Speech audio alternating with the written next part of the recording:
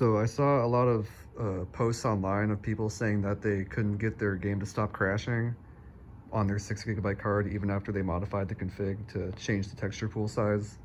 And I just wanted to show that you don't even have to do that. You can play the game without crashing, without modifying any configs. So there's no video on this yet, so I just thought I might as well do it. So first thing you want to do is search on your computer for environmental variables. I just typed in the beginning of environment and it showed up.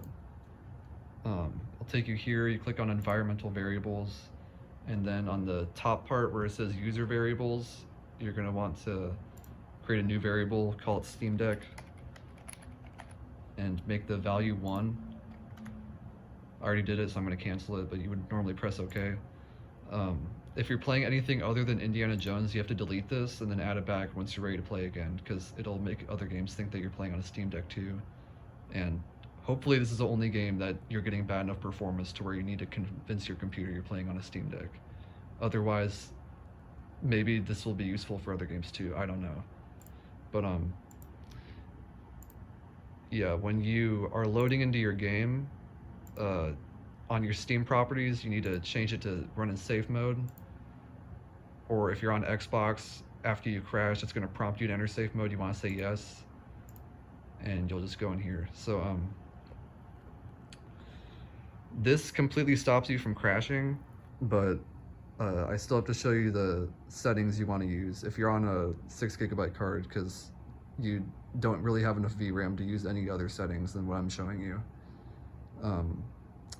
I would definitely run the game on an SSD if you have one. I have an SSD, but I'm still running it on my hard drive because I just don't have room for it on my SSD. But you'll probably get like 60 FPS with these settings on an SSD. I get like 40 to 50 because I'm on a hard drive, and it actually takes a decent chunk of performance out if you run it on a hard drive.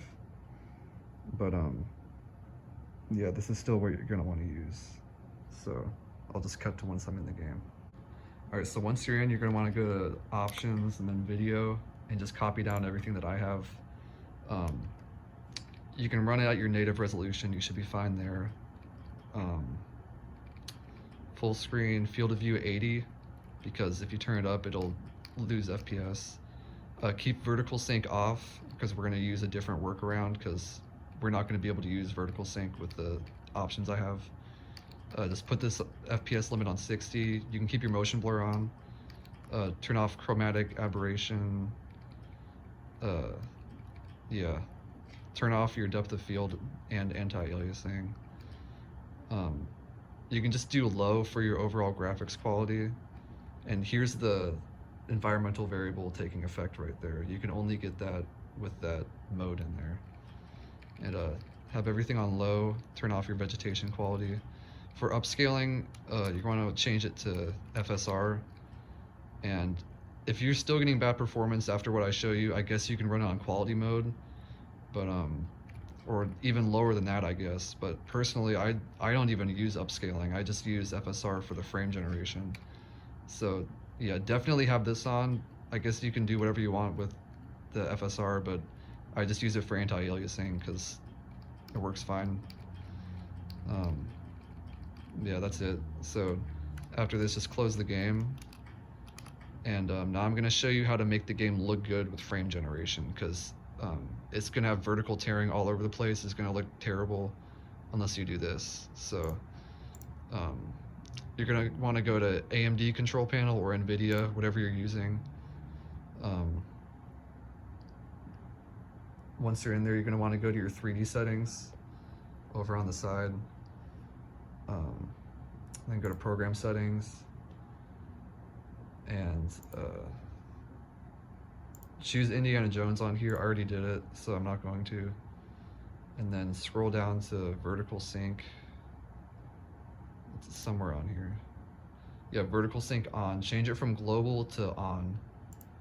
And click apply down there. I already have it on, so I'm not going to. But yeah, you definitely need that. If I were you, I would also do it on the NVIDIA app. I don't think you really have to do it, because I don't think it made any difference when I did it. But just to be safe, make sure it works, I would apply it to both of the NVIDIA control panels. So you want to go to graphics, and then this is on here, and you want to go to the driver settings, I think. Are they even on here?